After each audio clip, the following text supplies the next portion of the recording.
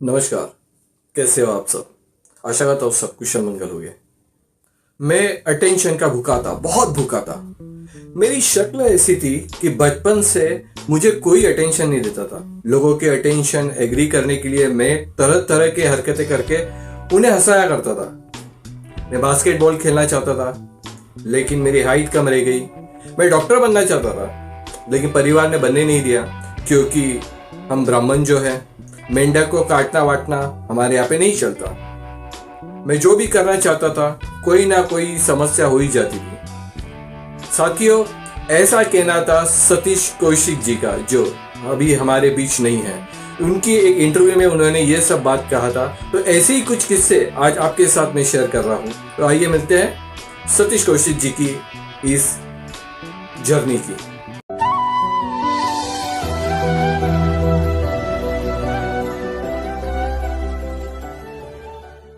सतीश कौशिक जी हमारे बीच नहीं है, लेकिन उनकी याद हमेशा हमारे साथ होगी। जरूर पूरा वीडियो देखिएगा।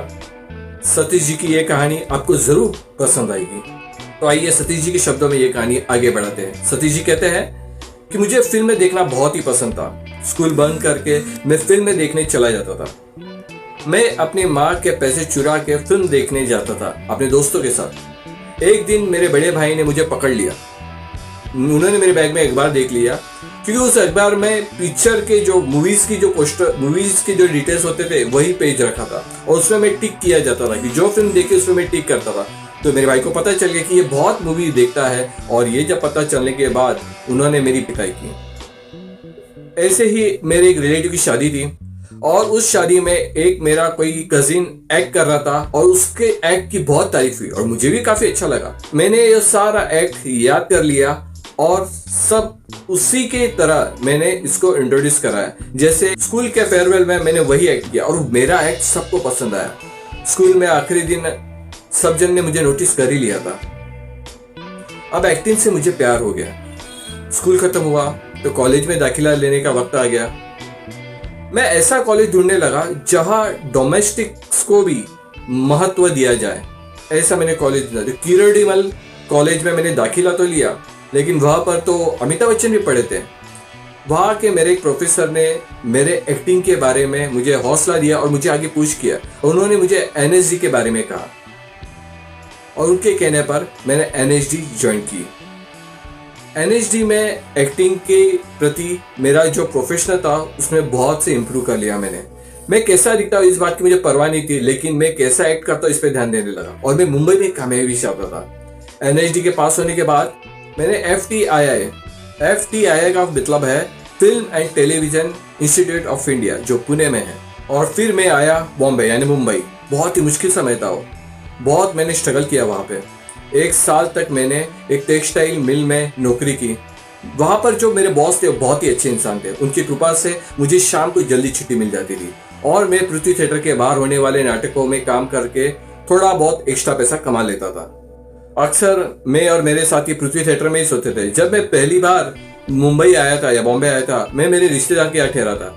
शुरू में तो उन्होंने बहुत अच्छा बर्ताव किया, लेकिन जब उन्हें पता चला कि मैं एक्टर बनने आया हूँ, उनका अंदाजा ही बदल गया। उन्होंने मुझसे बात करनी बंद कर दी। तब मैंने उनका घर छोड़ दिया, और तभी अमिताभ बच्चन जी के बंगले के सामने जो एक पीजी था वहां पर रहने लगा। मेरी जिंदगी बदली जब मैं शेखर कपूर जी का असिस्टेंट बना। शेखर कपूर जी से मिलने की मेरी कहानी बहुत ही इंटरेस्टिंग है। मैं आधारशिला नाम की एक मूवी में बतौर असिस्टेंट जुड़ा हुआ था। उस फिल्म में नसरुद्दीन शाह, अनीता कंवर थे। उस फिल्म के दौरान शेखर कपूर जी के स्पॉट बॉय से मेरी मुलाकात हुई। उन्होंने कहा कि शेखर कपूर एक फिल्म शुरू करने जा रहा है और उनको कुछ असिस्टेंट की जरूरत है। मैंने शेखर कपूर जी से कांटेक्ट करने की बहुत कोशिश की और शुरू कर दी। उनसे मिलने का प्रयास करने लगा, लेकिन कई दिनों तक ना मिल सका। उनका नंबर लेने के बाद मैंने कई दफा उनके घर पर फोन किया, लेकिन कोई फायदा नहीं हुआ। उनसे बात ही नहीं हो पाई। एक दिन किसी ने मुझसे कहा कि शेखर कपूर किसी को एयरपोर्ट छोड़ने जा रहे हैं। मैंने फौरन एयरपोर्ट की तरफ चल दिया। एयरपोर्ट पहुंचकर मैंने भागना शुरू कर दिया। शेखर कपूर जी ने मुझे देखा। उनको लगा कि मैं फ्लाइट पकड़ने आया हूँ, लेकिन उनके पास पहुंच के मैंने उनसे कहा कि मैं आपसे मिलने आया हूँ और मुझे काम की जरूरत है।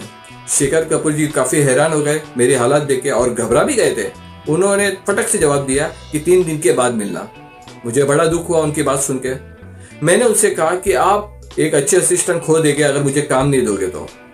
मेरी वो बात शेखर कपूर पर काफ़ी असर कर दी। उन्होंने मेरा नाम पूछा, मैंने उनको मेरा नाम बताया। फिर उन्होंने कहा नसरुद्दीन शाह आपकी बहुत तारीफ कर रहा है, और ऐसा सुन के मुझको असिस्टेंट बना दिया। और पहली मूवी उनको असिस्टेंट रख के जो मूवी बनाई थी होती है मासूम। नसरुद्दीन शाह और मेरी दोस्ती काफ़ी तगड़ी हो गई। तब मैं उसके साथ उसके घर पर ही रहने लगा, और मासूम फिल्म में मैंने एक छोटा सा रोल भी निभाया था। आपको याद होगा, जुगल हंसराज को एक बूढ़ा आदमी घर लेके आता है, वो मैं ही था। ऐसा सतीश कौशिक जी गए। पाता तो मैं तुरंत आपके पास पहुंच जाता मास्टर जी। आप मेरे तुम्हें चिंता क्यों करते हैं? वो भी कैसे मिला किया तो एक दिन मैंने बूढ़े आदमी का मेकअप किया और शेखर कपूर जी के सामने जाके खड़ा हो गया। शेखर कपूर जी ने मुझे देखा और उस रोल के लिए कास्ट कर दिया, और फिर मेरी जर्नी शुरू हो गई। ऐसा कहना था सतीश कौशिक जी का। और जो कुछ थोड़ा बहुत बाकी है वो अगले एपिसोड में बोलते हैं। मिलते हैं फिर थोड़ी सी दिल की बात लेके, तब तक के लिए जय हिंद।